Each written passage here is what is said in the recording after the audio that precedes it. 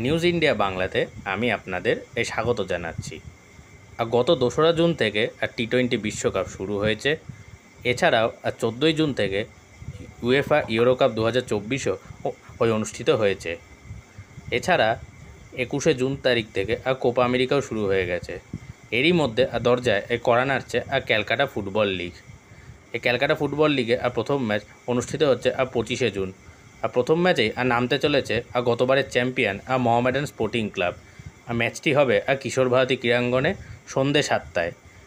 এছাড়াও এখানে আছে East Bengal FC, Mohun Bagan super giant, diamond Harbour, Kalighat, Khidirpur, এছাড়াও বাংলার নানা ক্লাব এই প্রতিযোগিতায় অংশগ্রহণ নিচ্ছে।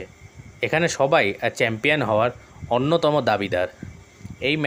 এই ম্যাচগুলি এবার সম্প্রচারিত হবে জি24 ঘন্টা, জি বাংলা, জি5, এছাড়া জি এর বিভিন্ন চ্যানেলে।